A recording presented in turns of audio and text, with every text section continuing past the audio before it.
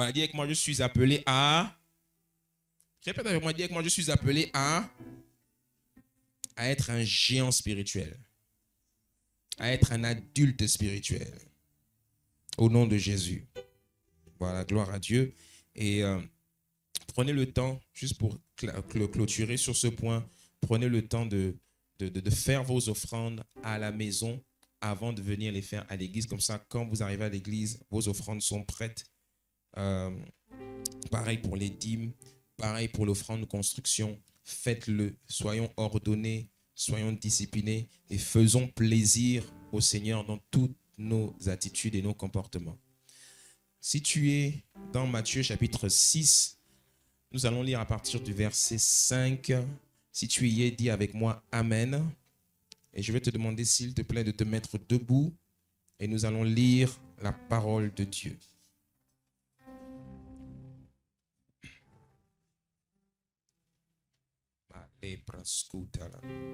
Voici ce qui est écrit, Matthieu 6 au verset 5. Lorsque tu pries, ne sois pas comme les hypocrites. Ils aiment prier debout dans les synagogues et au coin des rues pour être vus des hommes. Au coin des rues pour être vus des hommes. Et je sais que quand vous êtes dans la semaine, vous voyez beaucoup de gens prier au coin des rues. Je vous le dis en vérité, ils ont leur récompense. Mais toi, quand tu pries, entre dans ta chambre. Dis avec moi, entre dans ta chambre. Ferme ta porte. Répète-le, entre dans ta chambre. Ferme ta porte et prie ton Père qui est là dans le lieu secret. Je veux qu'on répète cette phrase. Entre dans ta chambre. Ferme ta porte et prie ton Père qui est là dans le lieu secret. Et ton Père qui voit dans le secret te le rendra ouvertement. En priant, ne multipliez pas de vaines paroles comme les païens qui s'imaginent qu'à force de paroles, ils seront exaucés. Ne leur ressemblez pas, car votre Père sait de quoi vous avez besoin, avant que vous le lui demandiez. Voici donc comment vous devez prier, notre Père qui est aux cieux. Que ton nom soit sanctifié, que ton règne vienne, que ta volonté soit faite sur la terre comme au ciel. Je vais lire la même chose dans la version parole vivante. Quand vous priez, n'imitez pas ces hypocrites qui aiment à se mettre bien en vue pour faire leur prière dans les synagogues et au carrefour des rues.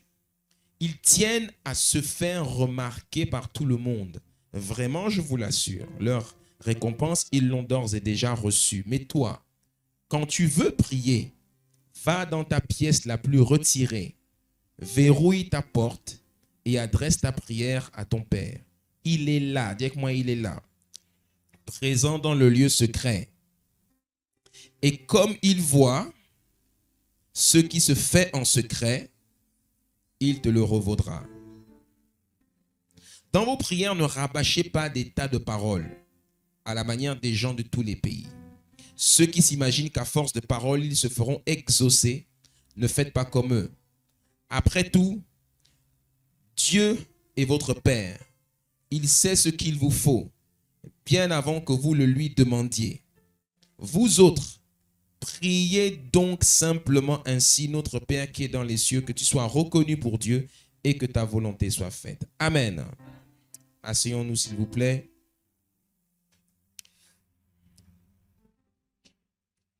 Ce dont je vais te parler aujourd'hui, je sais que je ne pourrai pas terminer à expliquer la révélation que je vais vous donner aujourd'hui. Il me faudra au moins 3 ou 4 dimanches pour l'expliquer en profondeur. Nous sommes dans une dynamique que nous avons intitulée et qui a été entamée lors du séminaire « Devenir un géant spirituel ». Et le Seigneur m'amène dans une révélation, dans un principe, quelque chose d'extrêmement important. Je te demande d'être très attentif parce que ça, tu ne peux pas t'amuser avec ça. Et ce que je veux t'expliquer, je l'ai intitulé « L'art de prier dans le lieu secret ». Dis avec moi, l'art de prier dans le lieu secret. Il y a prié et il y a prié dans le lieu secret. C'est pour ça que tout à l'heure, je t'ai fait répéter, entre dans ta chambre, ferme ta porte et prie et prie ton Père qui est là dans le lieu secret. Dis-moi encore le lieu secret. J'ai touché ça le vendredi soir. J'ai touché ça le vendredi soir en disant ceci. Et c'est là la révélation. Bien-aimé, n'oubliez jamais ça. Dieu n'est pas partout. Vous pouvez prier comme vous voulez. Vous pouvez fréquenter n'importe quelle église. Vous pouvez être un chrétien, mature ou moins mature. Dieu ne se trouve qu'à un seul endroit. Cet endroit s'appelle le lieu secret. Alléluia. On ne trouve pas Dieu à l'église. On ne trouve pas Dieu à la maison. On ne trouve pas Dieu dans sa voiture. Vous savez, l'affaire de dire Dieu est partout, Dieu est partout. Même dans ma voiture, Dieu est là avec moi, etc. Dieu n'est pas partout. Dieu se trouve à un seul endroit qu'on appelle le lieu secret. Qu'est-ce que le lieu secret? C'est ce que je vais toucher. C'est ce que j'ai commencé à toucher vendredi et je vais commencer à rentrer en profondeur là-dedans. Si vous comprenez cette révélation, votre vie va changer radicalement. J'ai dit quelque chose de très important. Quand vous voyez quelqu'un opérer à une certaine dimension spirituelle, quand vous voyez quelqu'un opérer de manière surnaturelle, c'est quelqu'un qui a l'habitude de fréquenter le lieu secret. Dieu se révèle dans le lieu secret. Dieu parle dans le lieu secret. Dieu ne parle pas et Dieu ne se révèle pas en dehors du lieu secret. C'est une révélation profonde. Pourquoi? À quel moment Jésus-Christ parle de ça? Et c'est le seul endroit où Jésus-Christ parle de ça. Dans tous les évangiles, on voit Jésus opérer dans le lieu secret. Mais c'est le seul endroit de la Bible où Jésus-Christ parle du lieu secret. Et à quel moment Jésus-Christ parle du lieu secret? C'est quand les disciples étaient en train de l'observer prier. Et quand il eut achevé de prier, ils ont dit, Seigneur, enseigne-nous comment prier. Ça veut dire quoi? Ça veut dire que eux aussi avaient l'habitude de prier. C'était des bons juifs. Donc ils fréquentaient aussi le temple, les synagogues, ils priaient. Comme toi aujourd'hui, tu fréquentes les églises. Donc eux, tout comme eux étaient de bons juifs et de bons rabbins, toi aujourd'hui tu es peut-être une bonne chrétienne. Mais la question que tu dois te poser, pourquoi ne suis-je toujours pas exaucé? Pourquoi est-ce que je continue toujours de souffrir? Pourquoi dois-je toujours faire autant d'efforts pour que Dieu intervienne dans ma vie? Pourquoi j'ai des blocages? Qu'est-ce qui ne va pas? Pourquoi moi aussi Dieu ne me visite pas? Pourquoi je ne vois pas la main de Dieu sur mes affaires? Pourquoi dois-je galérer alors que d'autres, on a l'impression que c'est seulement wow, c'est wow? Parce que tout simplement, tu n'as pas découvert ce dont Jésus-Christ est en train de parler ici, la révélation du lieu secret. Dis avec moi, la révélation du lieu secret. Dieu se révèle, Dieu parle et Dieu exauce uniquement dans le lieu secret. Ce dont je vous parle là, je le connais depuis des années. Mais le vivre, là je suis en train de le vivre, mais à une autre dimension. Et je ne l'avais jamais expliqué comme j'ai commencé à l'expliquer cette semaine. Et là, pourquoi le Seigneur me met à cœur de l'exprimer et de l'expliquer à l'Église? Parce que le Saint-Esprit veut que tout le corps opère dans la dimension du lieu secret. Dis Amen. Dieu veut que vous tous, dans vos vies respectives, vous compreniez ce qu'est la révélation du lieu secret. Parce que c'est la clé de l'exaucement. C'est la clé du surnaturel divin. C'est la clé de la percée. C'est la clé de l'accélération. Alléluia. Je parle à vous qui êtes dans la salle ici et je parle à toutes celles et ceux qui regardent sur Internet. Et je sais que ce message passera dans quelques jours à la télévision. Entre parenthèses, on reprend les émissions sur Télé Africa la semaine prochaine. Et quand ça va passer à la télévision, quand vous allez réécouter ça dans vos maisons, écoutez bien de quoi il s'agit. Ne soyez pas des chrétiens oublieux comme dit Jacques, chapitre 1er. Prenez ça et mettez ça en pratique. Si tu veux la percée, si tu veux l'accélération, si tu veux réussir avec Dieu, fais ces choses-là. Est-ce que je parle à quelqu'un ici? Ces choses-là, Les personnes que j'ai vues opérer dedans, en premier, ce sont mes pères. Mes pères dans la foi. Mes pères dans la foi, je les regarde, je les observe depuis des années. Je suis avec eux, je regarde parfois les cultes sur Internet, quand je suis avec eux, quand je vais à l'étranger, quand je passe du temps avec eux, je regarde, j'observe, je dis. Et souvent, quand tu parles avec les pères te disent, fils, il y a quelque chose que tu n'as pas encore compris. Prends le temps de comprendre ce que tu vois, prends le temps de comprendre ce que tu observes et mets-le en pratique. Je fais, daddy, j'ai besoin de ci, je veux faire ci, j'aimerais bien avoir ce que toi tu as, j'aimerais bien faire ci. Et dit, fils, le temps viendra quand tu auras compris. Quand tu auras compris. Je vous assure, quand vous passez du temps avec un père, en 1 heure de discussion avec lui, il vous fait gagner 10 ans d'efforts. 10 ans d'efforts. Les gens, beaucoup, on écoute les pères, mais on ne met pas en pratique ce qu'ils nous enseignent. Beaucoup, on écoute les pasteurs dans l'église, mais on ne met pas en pratique ce que les pasteurs enseignent. On est tellement rempli de nous-mêmes et on pense tellement qu'on connaît qu'on se perd complètement. Et les années passent, et on ne vit pas la dimension divine à laquelle Dieu nous appelle. On ne la vit pas. Alléluia. Quand tu as rencontré Jésus, tu dois vivre le surnaturel. Ta vie doit susciter l'étonnement. Est-ce que je parle à quelqu'un? Ta famille, tes frères, tes soeurs, tes oncles, tes tantes, les gens doivent savoir que toi, tu es chrétien. Comment les gens doivent savoir que tu es chrétien? Parce que tu es béni. Est-ce que je parle à quelqu'un? Parce que tu es béni. Quand la Bible parle de la bénédiction de l'Éternel, celle qui enrichit et ne se fait suivre d'aucun chagrin, tu dois vivre cette dimension-là. On doit voir la différence entre toi et les autres. Vous n'en avez pas marre de ressembler aux autres. Quand les gens vous regardent, vous ne faites même pas peur. Vous n'interrogez personne. Les gens vous regardent, on vous mélange. On ne doit pas te mélanger en tant qu'enfant de Dieu. Jésus-Christ a dit, tu es la lumière du monde. Donc tu dois briller. Dis moi, je dois briller. Tu dois briller. Ta vie doit susciter. Les gens doivent dire, oh, oh, oh, oh. Les gens doivent venir cogner à ta porte. Oh, la grande, oh, la grande. J'ai besoin de ci, j'ai besoin de ça. Oh, oh. Donc vous devez être insatisfait de la vie que vous avez. Pas dans le sens que vous ne rendez pas grâce à Dieu. Non, dans le sens que vous n'êtes pas encore à la dimension à laquelle Dieu vous appelle. Vous ne pouvez pas vivre vos journées et puis vous contenter. Non. Le Dieu qui habite en vous est le Dieu du surnaturel. C'est le Dieu de la grandeur. C'est le Dieu de l'abondance. Je suis venu afin que mes brebis aient la vie et qu'elles soient dans l'abondance. Qu'est-ce que l'abondance dans ta vie? Si tu ne vis pas l'abondance, tu dois être insatisfait. Mais comment ça se fait que vous n'êtes pas insatisfait? Et vous vous dites chrétienne.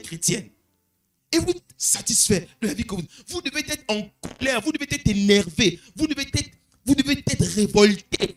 Et c'est cette révolte intérieure-là qui doit vous pousser à vous lever à 4 heures du matin et d'aller chercher Dieu. Est-ce que je parle à quelqu'un?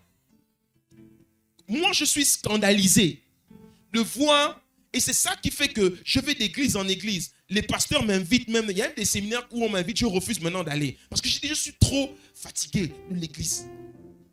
Les églises sont trop remplies de gens qui sont satisfaits de la vie qu'ils ont. Ils sont satisfaits de la médiocrité. Alors que ma Bible que je lis, la Bible me décrit, même pas les Pierre, les Jésus, les Paul. La Bible me décrit les disciples en disant que les disciples opéraient à des dimensions sans précédent. La Bible dit, livre des Actes, chapitre 4, que Dieu augmentait les disciples dans l'église et une grande grâce reposait sur eux à tel point que parmi eux, il n'y avait aucun indigent, aucun pauvre. Actes chapitre 4, verset 4. C'est-à-dire que quand on voyait l'église, les païens regardaient l'église, les païens disaient, Jésus, il n'y a pas de pauvres, il n'y a pas d'indigents. Et ça, c'est quelle dimension ça? Où les gens regardent l'église, quand les gens arrivent à l'église, les gens disent, l'église, là, il y a trop la prospérité ici. Et ici, là, il y a la grâce. Quelqu'un curieux vient même s'asseoir maintenant au milieu de vous parce qu'il veut être contaminé par cette grâce-là que vous transportez. Alléluia. Les gens doivent voir votre église et les gens doivent venir. Ils veulent absolument rejoindre. On doit se bousculer à la porte. Mais pourquoi les gens ne veulent pas vous voir? Pourquoi les gens ne veulent pas vous voir? Parce que vous ne faites pas envie. L'église fait envie. Les gens doivent avoir envie d'être avec vous, de vous ressembler. Parce que déjà, au niveau de votre caractère, de votre personnalité, de vos valeurs, vous reflétez ce à quoi ils aspirent. Mais même au niveau de plus de riche qu'il était, il s'est fait pauvre afin que par sa pauvreté, nous soyons enrichis. 2 Corinthiens 9. Le mot enrichi là, c'est le grec plousos. Plousos veut dire la richesse matérielle. C'est-à-dire que même au niveau du matériel, vous devez inspirer le respect et la crainte. Est-ce que je parle à quelqu'un? Bien sûr. Quand une église, vous êtes remplie que de pauvres et de gens qui n'impactent pas, est-ce que vous donnez envie? Vous ne donnez pas envie. Les gens n'ont pas envie de vous ressembler. Vous êtes même un problème pour la société. L'église, ce n'est pas à vous de chercher le travail. La dimension du lieu secret, la dimension de l'abondance dans laquelle je suis en train de vous parler, de vous emmener, c'est la dimension où c'est vous qui donnez le travail aux autres. Est-ce que je parle à quelqu'un? Oh, dis amen. Oh. Oh. Rappelle-toi ce principe. La qualité de ton amen détermine le type de réception que tu vas avoir. Alléluia.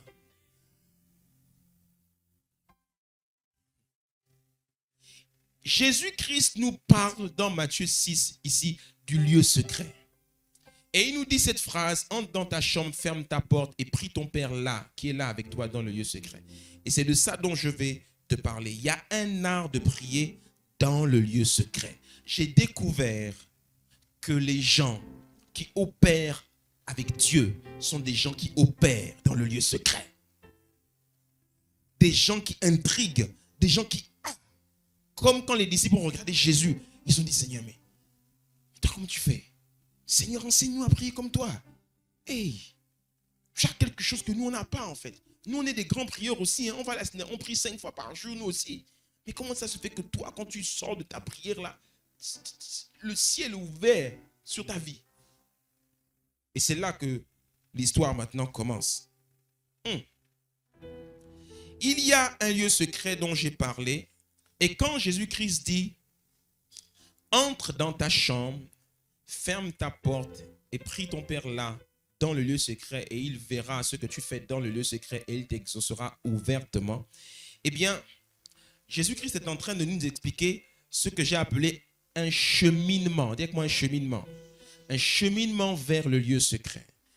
Il y a un cheminement pour aller dans le lieu secret parce qu'on n'y est pas tout le temps.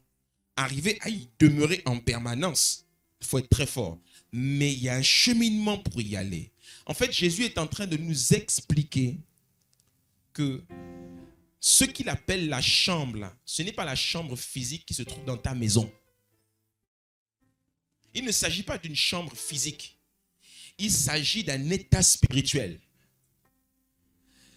La Bible nous montre que l'être humain est composé de 3 parties. L'esprit, l'âme et le corps. Le corps, l'âme et l'esprit. Quand Jésus-Christ nous parle de la chambre, il est en train de nous parler de la dimension de l'esprit. Le corps, dites-moi le corps. Le corps, c'est l'extérieur de la maison. L'âme, c'est comme si tu es rentré dans le salon. Et la chambre, c'est quand tu es rentré maintenant dans le lieu secret. L'esprit. C'est pour ça que la Bible dit dans Jean chapitre 4, verset 23 que ce que Dieu demande, ce sont des adorateurs, de vrais adorateurs qui l'adorent en esprit et en vérité. Donc quand je vais prier, il y a un cheminement. Je suis d'abord à l'extérieur de la maison. Ensuite, je rentre et je traverse la maison dans le salon. Et après, je rentre dans la chambre secrète où personne ne me voit. Pourquoi Jésus-Christ insiste dans son texte en disant que ne faites pas comme les autres qui sont des hypocrites, qui veulent prier à se faire voir à tout le monde. Quelqu'un qui est hypocrite selon Jésus, c'est quelqu'un qui prie dehors devant tout le monde et qui veut montrer à tout le monde que lui c'est un spirituel, c'est un religieux. Le Seigneur dit il a déjà sa récompense parce que ceux qui le recherchent, ce n'est pas le Père, ceux qui le recherchent, c'est l'approbation des gens. Il veut que les gens le voient bien. L'église est remplie de gens qui sont comme ça. De gens qui sont très religieux et vous voulez montrer que vous connaissez, que vous aussi vous êtes des personnes pieuses, que vous êtes dans la piété, vous connaissez le Seigneur, vous venez... Non. Dieu ne s'intéresse pas du tout à ce que l'on montre à l'extérieur. Dieu s'intéresse à ce qui se passe à l'intérieur parce qu'il n'y a que Dieu qui connaît ce qui se passe dans ton cœur. Est-ce que je parle à quelqu'un? On peut prier tout en restant dans la dimension du corps. La dimension du corps, c'est la chair. La chair, c'est l'extérieur. C'est pour ça que Jésus-Christ parle de la chambre, etc. C'est la même chose, c'est la même révélation que la Bible nous explique dans l'Ancien Testament avec le tabernacle. Le parvis, le lieu saint et le lieu très saint. Dieu ne parlait jamais dans le parvis. Dieu ne parlait jamais dans le lieu saint. Dieu parlait toujours dans le lieu très saint. C'est pour ça que le sacrificateur devait rentrer jusque là-bas.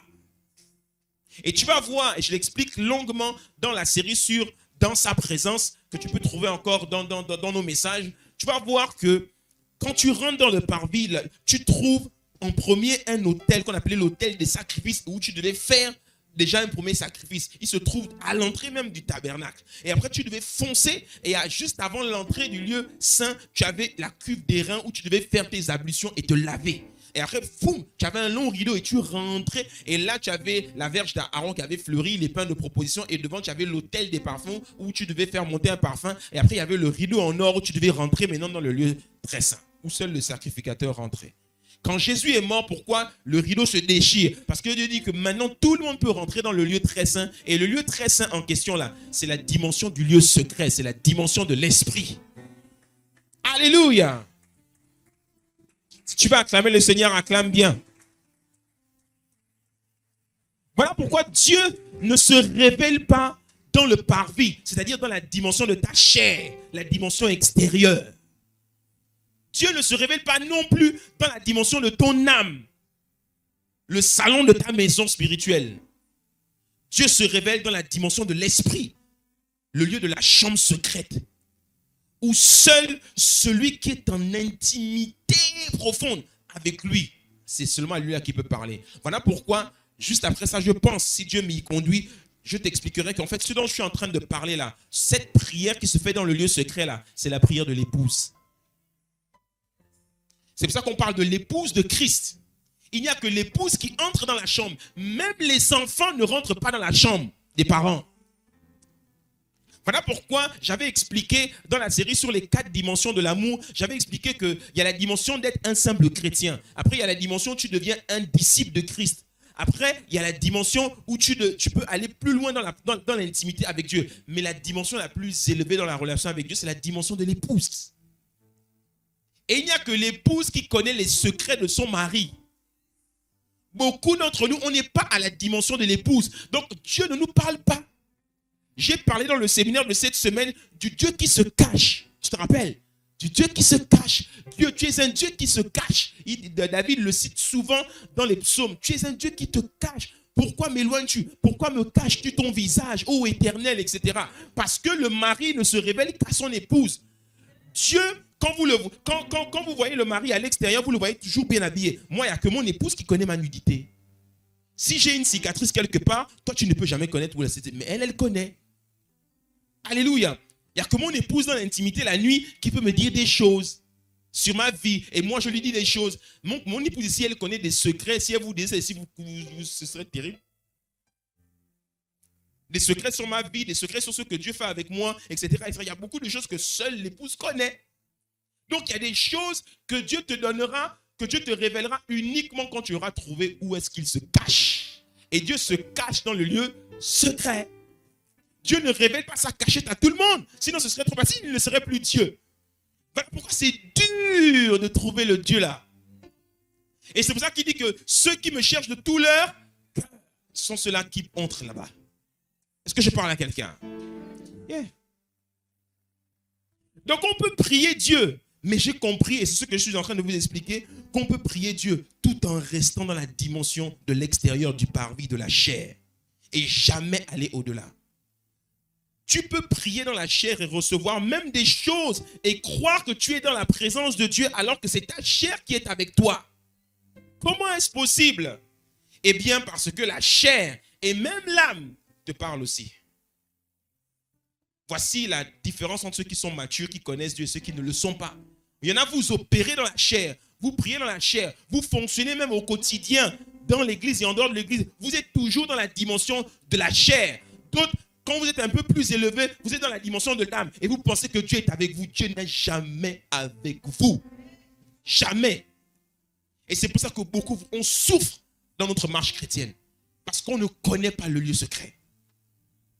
Et beaucoup vous êtes là, oh Dieu m'a parlé, le Seigneur m'a parlé, comme je vois une sœur là qui me dit, pasteur, ce que tu viens de faire aujourd'hui, je suis convaincu que là c'est la réponse de Dieu, maintenant il est temps pour moi. J'avais envie de dire, tu n'as rien compris, c'est pas du tout Dieu qui te parle là.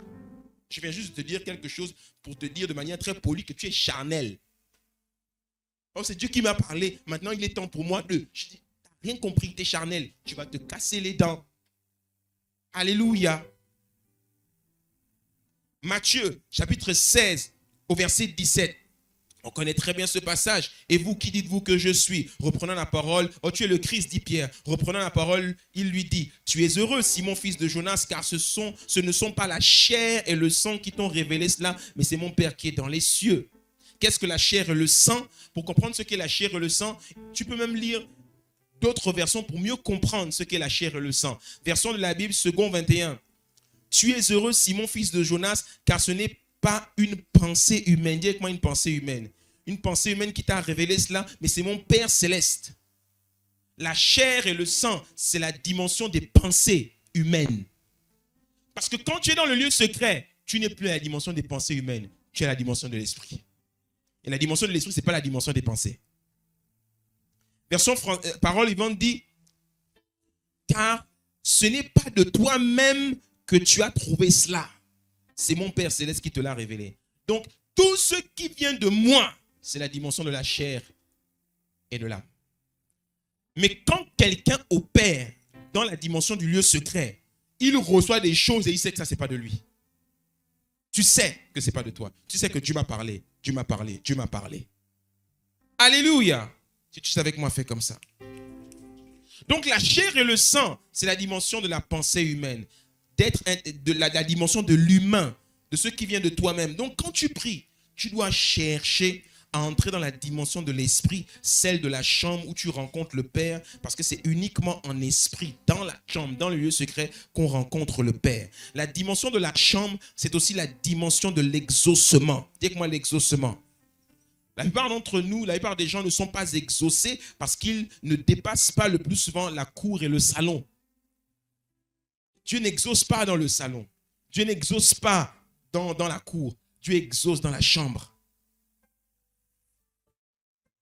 C'est pour ça que Jésus-Christ, de différentes manières, Moïse parlait du tabernacle, parvis, lieu saint, lieu très saint. Jésus parle de la chambre, ferme ta porte, etc. Plus loin encore, il parle de demander.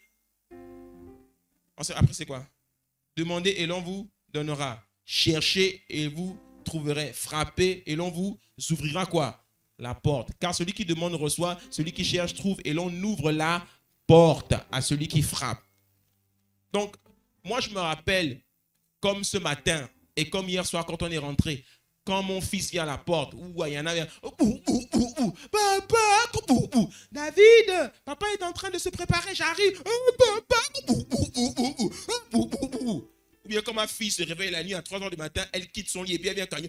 Maintenant, ma femme et moi, quand on dort, on ferme la porte à clé. Parce qu'on a tendance, quand on dort, tout d'un coup, tu sens qu'il y a une troisième personne dans le lit. Quelqu'un qui vient s'immiscer dans le lit. Parce que la porte est tout le temps ouverte. Alors qu'un bon parent, il ferme la porte pour que les enfants ne viennent pas. Imagine que ma femme et moi, on est en intimité et puis l'enfant rentre. C'est moi. C'est compliqué. Donc Dieu, dans ces choses, il ne laisse pas entrer n'importe qui. Donc il ouvre la porte à celui qui insiste vraiment. Voilà pourquoi la Bible dit que ce sont les violents qui s'emparent du royaume. Donc si tu n'es pas suffisamment violent, Dieu ne t'ouvrira jamais la porte du lieu secret. À partir de maintenant, sois violent au nom puissant de Jésus. Le Père se rencontre dans la chambre, dans le lieu secret. Pour atteindre le lieu secret, c'est-à-dire la chambre, il faut, et ça c'est très important, je prends 5 minutes pour expliquer ça, il faut arriver à vaincre ce que j'ai appelé les distractions de la cour et du salon. Dis-moi les distractions. Yeah. Je te parle de l'art de la prière dans le lieu secret. Si tu es à la dimension de la cour extérieure, celle de l'extérieur de la maison, celle de la chair, il y a des distractions. La chair distrait.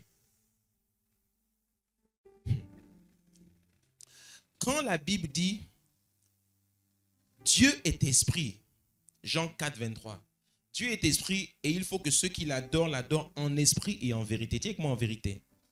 En vérité, ça veut dire que tout ce que tu peux recevoir dans la dimension de l'âme ou de la chair n'est pas la vérité. Même si c'est très convaincant, si tu ne l'as pas reçu dans la dimension de l'esprit, c'est peut-être plus tard. Si Dieu te fait grâce, tu le comprendras très vite. Mais si Dieu ne te fait pas grâce, tu peux passer du temps dans un truc, dans un projet et te rendre compte bien plus tard que tu t'es trompé. Parce que la chair et l'âme sont très convaincants.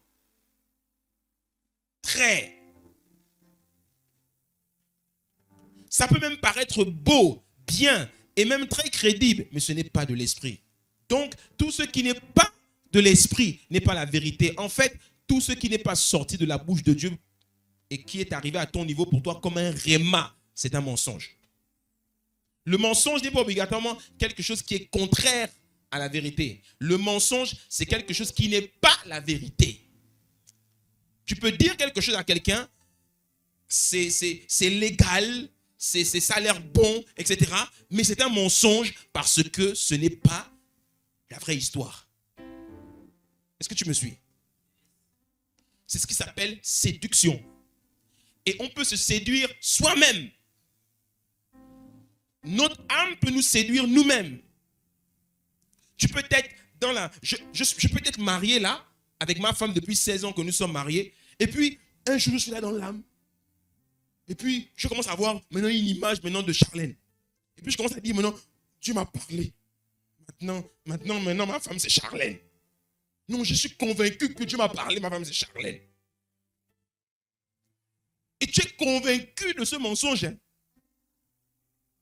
Et tu vas commencer à faire des efforts, etc. Et tu vas te casser les dents parce que tout simplement, tu n'étais pas dans l'esprit. Ce n'est pas venu de toi, c'est venu de ton âme. Qui avait simplement une envie, c'était d'assouvir un désir personnel. Alléluia. Et ce genre de choses, on le retrouve dans beaucoup de choses. Et on souffre beaucoup de ça. Alléluia. Regarde, le même Pierre qui avait dit à Jésus que tu es le Christ, et il a dit ce n'est point la chair et le sang, c'est mon Père qui te l'a révélé. Le même Pierre, quand tu descends quelques versets, au verset 23, Matthieu 16, qu'est-ce qu'il dit au verset 22 plutôt? Alors Pierre le prit à part et se mit à le reprendre. Quand il a dit quoi? Il a dit le Fils de l'homme doit aller à Jérusalem et il doit être crucifié là-bas, etc. Et puis Pierre vient le voir en disant, oh que Dieu t'en garde, Seigneur, cela ne t'arrivera pas. Mais Jésus se retourna et dit à Pierre, arrière, Satan, tu es un piège pour moi, car tes pensées ne sont pas les pensées de Dieu, mais celles des hommes. Et Pierre dit, comment ça? Tu m'appelles Satan? Bien sûr. Parce que moi, c'est dans le lieu secret que mon Père m'a révélé que je dois aller à Jérusalem et être crucifié là-bas. Toi, tu viens me dire que je ne dois pas y aller. Tu es Satan. Tu es contraire à Dieu. Le contraire de Dieu, c'est Satan. Et beaucoup de nos pensées qui viennent de la chair et de notre âme sont des pensées sataniques. Que veut dire Satan? Dis avec moi Satan. Que veut dire Satan? Satan veut dire le trompeur. Donc quand on dit qu'une pensée est satanique, ça veut dire que c'est une pensée trompeuse. Tu te trompes. Ça ne veut pas obligatoirement dire que Satan lui-même est venu te dire que oh, non. Ça veut dire que tu es en train de te tromper. Parce que dès qu'on dit pensée satanique, vous pensez que Satan me possède maintenant. Donc Satan me possède parce que je me suis trompé. Non. Satan veut dire celui qui se trompe. C'est pour ça que celui que j'ai appelé pendant le séminaire le maître des ténèbres, il n'a pas de nom. Il y a des gens, il fut un temps, on l'a appelé Lucifer. Il y a d'autres, on l'appelle Satan. Il y a d'autres, on l'appelle même le diable. Il dit, donnez-moi le nom que vous voulez me donner. Il y a d'autres qui l'appellent l'esprit malin. D'autres l'appellent démon. Donc, on peut lui donner tous les noms qu'on veut. Lui, là, tout ce qu'on sait seulement, c'est que c'était un ange à côté de Dieu. Donc, quand tu dis Lucifer, Satan, diable, tout ça, il dit, il n'y a pas de problème. Donne-moi tous les noms que tu veux. D'autres disent sorcier. D'autres disent ma tante. D'autres disent ma belle-mère. D'autres disent mon beau-père. Peu importe le nom que tu lui donnes. Satan veut dire celui qui se trompe. Donc, pensée satanique. Arrière de moi, Satan, tu es un piège pour moi. Ça veut dire que tu te trompes, Pierre. Tu te trompes profondément. Éloigne-toi de moi. Et si tu regardes bien, Pierre est le fils de Jésus. Et un fils, alors que le père dit je vais là-bas, le fils qui vient dire au père tu te trompes. C'est un fils diabolique et satanique. Rappelle-toi de ça. Un enfant ne peut pas venir dire à son père tu te trompes, alors que le père vient de dire que ça c'est Dieu qui me l'a révélé. Un enfant, si tu es convaincu que ton père est en train de se tromper, l'attitude à avoir, ce n'est pas d'aller le reprendre. L'attitude à avoir, c'est de prier. C'est pour ça que moi, tous les gens dans ma vie qui m'appelaient papa, daddy, qui sont venus me voir en personne sur un truc que Dieu m'avait révélé et qui m'ont dit tu te trompes, tu es dans la fausseté. Je le regardais sans lui dire, j'ai dit toi tu es un enfant du diable. Tu ne resteras pas à côté de moi longtemps. Alléluia. Si tu lui dis ça, ça va le vexer. Donc tu le laisses et puis tu pries pour lui. C'est pour le même Pierre là que Jésus-Christ a dit à la fin que Pierre, j'ai prié pour toi, non? Afin que tu te reprennes et que tu encourages tes frères, non? Parce que Pierre se trompait souvent, tellement il était fougueux.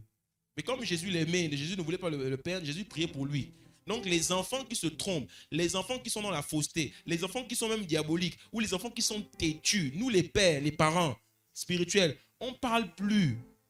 Dis avec moi, le pasteur ne parle plus. Je prie pour eux. Ils sont convaincus qu'au coup. Tu le laisses jusqu'à ce qu'il va se connaître qu'au coup. Mais ce qu'il ne sait pas, c'est que le jour où il a à cœur de revenir auprès du Père, ou bien tu vois, il vient à l'église, et puis tu vois, il se met au fond. Il est là au fond. Tu ne sais pas que cette conviction que tu as eue de revenir là, c'est l'effet de la prière de ton Père. Alléluia. Parce que vous ne savez pas comment, nous les pères, on va plier les genoux dans le lieu secret et qu'on parle de l'enfant. Beaucoup, je cite même vos noms dans le lieu secret. J'ai dit, Seigneur, je te recommande telle personne. Ah Seigneur, quand il comprendra, quand elle comprendra. Ah Seigneur, ah Seigneur, ah Seigneur. Mais quand on se voit à l'église là, bonjour pasteur, bonjour papa, bonjour, je te regarde seulement de loin, je dis, toi tu ne sais pas que j'ai plié les genoux pour toi ce matin. Dieu va t'attraper là-bas au nom de Jésus. D'autres, vous rencontrez Dieu en chemin un jour, et puis le Saint-Esprit vous parle, et puis tu es convaincu, ah, et puis d'autres, le Saint-Esprit fait, on retourne là-bas. Alléluia. Bien sûr, c'est comme ça que ça se passe. Dis avec moi, avance, docteur. Donc, quand tu veux rencontrer ton Père, tu dois dépasser les étapes de la chair et du sang, celles des pensées, des sentiments humains, et rentrer dans la chambre qu'on appelle le lieu secret, là où seule la vérité divine est proclamée. La chambre, tu l'as compris, c'est la dimension de l'esprit dans laquelle on adore Dieu. On n'adore pas Dieu dans la chair, on adore Dieu dans l'esprit et dans la vérité qui sort du lieu secret. Et dans le lieu secret, ce n'est plus toi qui contrôle. Dis avec moi, ce n'est plus moi qui contrôle. Mais c'est Dieu qui contrôle. Ce n'est plus toi qui donne une orientation même à ton temps de prière. C'est le Saint-Esprit. Dis avec moi le Saint-Esprit. Car c'est là que tu reçois maintenant les instructions pour ta vie, les instructions pour la journée. L'homme ne vivra pas de pain seulement, mais de toute parole qui sort de la bouche de Dieu. Pourquoi Jésus-Christ ne dit pas qu'il sortira? Il n'utilise pas le futur, il utilise le présent, parce que chaque jour, Dieu doit te donner le pain quotidien de la journée. C'est pour ça que la Bible recommande de prier sans cesse chaque jour. Mais si tu démarres une journée sans avoir reçu d'instructions pour la journée, ne t'amuse pas, ne t'engage pas à aller prendre une décision sérieuse pour ta vie. Toute décision sérieuse qui va engager ta vie, ta famille, ton business, ton argent même, fais très attention. Hier, par exemple, je devais rencontrer des populations quelque part dans ma commune, par rapport à ma députation. Donc, j'avais une grande réunion avec beaucoup de gens, etc., etc. Et puis, je sais que quand je vais dans les affaires comme ça, les gens vont toujours te demander l'argent. Tu vois, non? Toujours. Donc, je suis parti, j'ai pris un peu d'argent. L'argent, là, je ne me suis pas attaché à ça. J'ai dit que l'argent, là, je sais que je vais revenir, il n'y aura plus rien.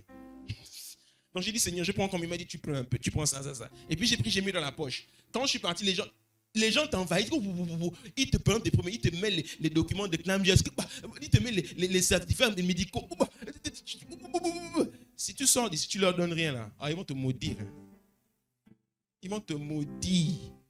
Rassure-toi, je n'ai pas pris beaucoup, j'ai pris un peu. Et puis maintenant, quand tout était fini, il y avait encore plein de monde. Il n'y a plus. Il fallait être les plus violents, les premiers, c'est eux qui ont pris. Alléluia. Les gens vont te dire, on a des problèmes. Tu ne comprends pas, non? Un va te dire, j'ai besoin de 5 000, j'ai besoin de 3 000, j'ai besoin de 10 000, j'ai besoin de 20 000. Tu vas dire, tiens. Il faut seulement t'assurer que l'argent là, tu n'es pas prévu un projet avec ça. Alléluia. Tout ça, tu le reçois dans le lieu secret. Dans le lieu secret, on est dans la présence du Père. On peut y aller à n'importe quel moment de la journée. Tu dois développer une habitude spirituelle à fréquenter le lieu secret. Est-ce que je parle à quelqu'un? Dans le lieu secret, le Saint-Esprit te parle. Le Saint-Esprit, même dans le lieu secret, tu ne l'avais pas prévu. Il te dit aujourd'hui, jeûne. Aujourd'hui, ne mange pas. Aujourd'hui, fais ci. Aujourd'hui, fais ça. Aujourd'hui, rentre plus tôt à la maison. Je veux que tu médites un peu. Donc, tu ne sais pas ce que Dieu va te dire ce jour-là. C'est pour ça que chaque jour, Dieu doit te parler. Chaque jour. Les journées où toi-même tu as calculé. Vous voyez, non? Le développement personnel. Tu as déjà fait ta liste de tâches. Tu as déjà fait ton plan pour la journée. Tout ça, c'est bien. Mais quand tu rentres dans le lieu secret, là, il peut tout chambouler. Il dit, non, ce que tu as prévu là, laisse ça. Fais ça, fais ça, fais ça. Il y a tel projet que tu avais oublié. Ah, c'est vrai. Fais ça. Il peut même te rappeler une dette que tu avais envers quelqu'un que tu avais oublié. Il te dit, ferme cette porte. Rembourse la personne vite. Dans le lieu secret, ce n'est plus toi qui parles. C'est lui qui parle. Est-ce que je parle à quelqu'un? Tu ne contrôles rien. Rien du tout. Tant que vous avez l'impression que c'est vous qui contrôlez, c'est compliqué. Vous n'êtes pas dans le lieu secret. Parce que quand tu as l'impression que c'est toi qui contrôles, c'est que tu es encore dans le salon ou dans la cour. Tu n'es pas dans la chambre. Tu n'es pas dans la chambre. Tu n'es pas dans la chambre. Est-ce que je parle à quelqu'un? Yeah. Quand je vais te parler de la relation entre le mari et l'épouse, ça va arriver à la conférence qu'on va avoir sur le mariage. Je vais t'expliquer des choses, tu vas devenir fou. Quand je vais t'expliquer la dimension où Jésus te fait l'amour, aïe. Est-ce que tu sais que Jésus te fait l'amour? Jésus fait l'amour à son épouse. Oui. Là, c'est compliqué pour ceux qui ne sont pas mariés. Mais quand un homme et une femme qui sont unis font l'amour, je t'assure, c'est fort. Est-ce que je parle à quelqu'un? Bien sûr. Pourquoi vous faites les mines genre... Vous connaissez ces choses-là pour beaucoup. Arrêtez de m'embrouiller ici. Jésus fait l'amour à sa femme. Et quand le mari prend le contrôle pour faire l'amour à sa femme, la femme se laisse seulement emporter par l'époux. Une relation où c'est l'épouse qui contrôle le mari, c'est bizarre. Parce que la vraie relation, c'est le mari et sa femme, ils sont un.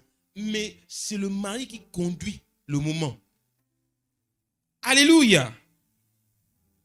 Alléluia. Donc quand tu pries et que tu es dans le lieu secret, tu es dans sa présence. Tu es avec lui. Et quand il prend le contrôle, et là je rentre encore plus profond, on passe à un second niveau dans la révélation. Quand tu es dans la prière et que tu franchis le seuil maintenant du lieu secret et que tu arrives, il y a comme un faisceau, Dieu m'a montré ça, il y a comme un faisceau qui se crée avec le ciel. Le ciel s'ouvre devant toi. Il y a comme un faisceau qui s'ouvre. Et dans ce faisceau-là qui se crée entre le ciel et la terre, il se passe des choses. Il se passe des choses. Et tu le ressens. Je l'ai déjà ressenti plusieurs fois. Et la Bible, comment est-ce qu'elle explique ce qui se passe dans ce faisceau? Elle dit que dès que le faisceau s'ouvre, les anges commencent à monter et à descendre. Ils montent et ils descendent. Toujours dans la conscience que tu dois rester dans le lieu secret. Si un événement, le boulot, les relations, les familles, un coup de colère, une dispute avec quelqu'un, avec ton épouse, t'a fait sortir du lieu secret, tu dois toujours te dire, il faut que je retourne dans le lieu secret. Il y a un passage de la Bible que je ne comprenais pas et que j'ai compris. C'est bon? Merci.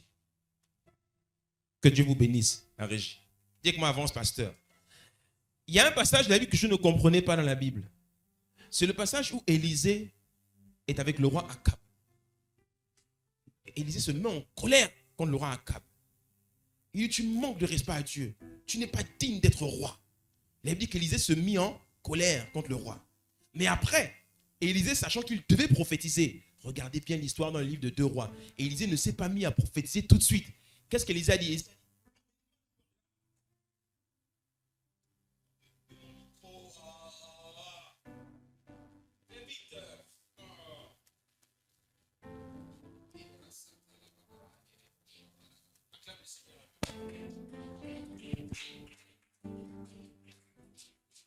La Bible nous dit que Élisée n'a pas commencé à prophétiser tout de suite. La Bible dit qu'Élisée a dit, emmenez-moi un joueur de harpe. Et la Bible dit que dès que le joueur commença à jouer de la harpe, l'esprit saisit Élisée et là il se mit à prophétiser. Vous comprenez un peu la nuance ou pas? C'est-à-dire qu'Élisée savait que toute parole, soi-disant prophétique, qui sort de lui alors qu'il n'est pas connecté au ciel, sera une fausse prophétie. Et combien de gens sortent des fausses prophéties alors qu'ils ne sont pas dans le lieu secret? Ça encore, c'est un fléau qui détruit l'église. Où les gens sortent des paroles, ils influencent, manipulent les gens, des choses qui viennent de leur chair, de leur cœur, qu'ils soient de bonne volonté ou mal intentionnés. Et puis ils disent des choses sur la vie des gens ou sur eux-mêmes.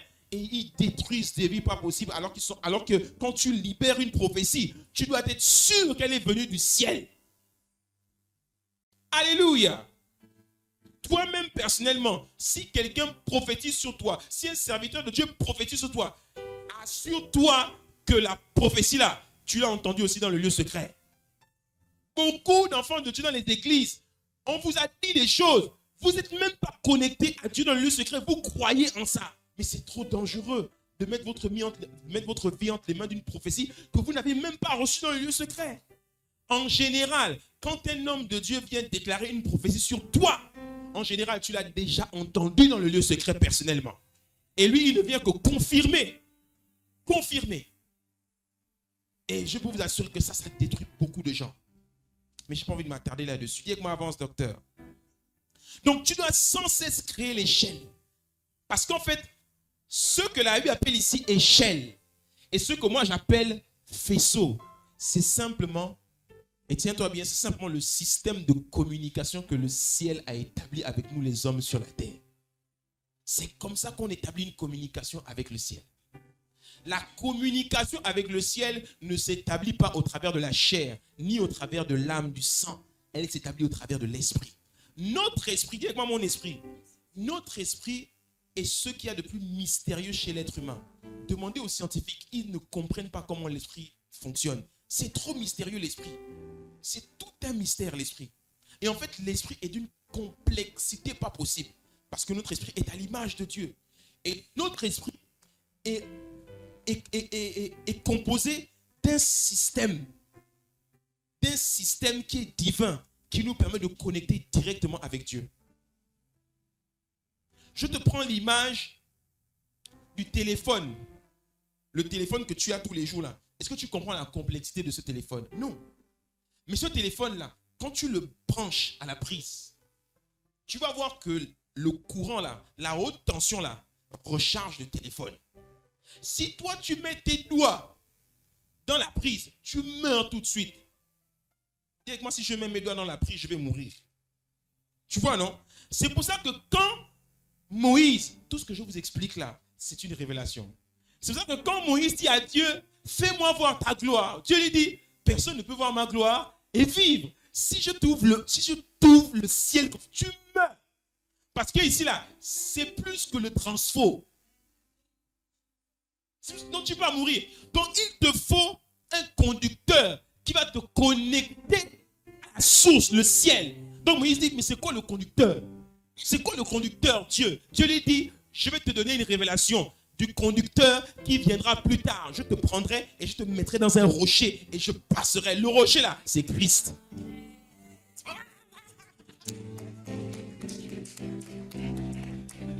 C'est pour ça que Christ vient. Et quand Paul dit, Romains 8 au verset 11, que si l'esprit qui a ressuscité Jésus d'entre les morts habite en nous, il donnera aussi à notre corps la vie. Donc, Christ en moi, là, l'espérance de la gloire, là, c'est Christ là qui établit la connexion. Donc, Christ, c'est l'esprit. Christ, si quelqu'un est en Christ, il est une nouvelle création. Les choses anciennes sont passées, toutes choses sont devenues nouvelles. Donc, la nouvelle création est la fusion de l'Esprit de Dieu, le Saint-Esprit, et mon esprit humain. Et nous sommes devenus un. Premier livre de Corinthiens, chapitre 6, au verset 17. Si quelqu'un est uni au Seigneur, il est avec lui un seul esprit. Donc c'est pour ça que si tu veux connecter avec le ciel, il faut que ton esprit vienne établir la connexion. Donc tu branches ton téléphone à la source et tu recharges. Mais tu vas voir que si tu laisses ton téléphone longtemps déconnecté de la prise, il se décharge. Et quand il se décharge, les applications ne fonctionnent plus correctement. Quand ton téléphone, quand le Wi-Fi a disparu, les applications arrêtent de fonctionner. Nous qui avons aujourd'hui les smartphones, tout fonctionne avec l'Internet. Donc ton téléphone a besoin d'être connecté en permanence à la source qui donne la puissance à ton téléphone de fonctionner. De même, pour que ton esprit puisse fonctionner à plein régime, il doit être sans cesse connecté. Est-ce que tu comprends de quoi je parle? Et c'est exactement ce qui se passe quand tu ne pries pas et ne vas pas souvent dans le lieu secret. À partir d'aujourd'hui, n'utilise plus le terme « aller dans la présence de Dieu ». N'utilise plus ça. Parle maintenant d'aller dans le lieu secret. Il y a une grande nuance. Parce qu'il y en a qui vont te dire, ceux qui sont immatures spirituellement, mais je suis tout le temps dans la présence de Dieu. Quand je suis dans la voiture, je suis dans la présence de Dieu. Quand je suis dans le taxi, je suis dans la présence de Dieu. Quand j'écoute mes louanges, je suis dans la présence de Dieu. Rien du tout. Tu n'es nulle part. Tu es dans le taxi. Le lieu secret, c'est cet état spirituel qui, lorsque tu y entres, il y a une connexion qui s'établit tout de suite avec l'Esprit de Dieu.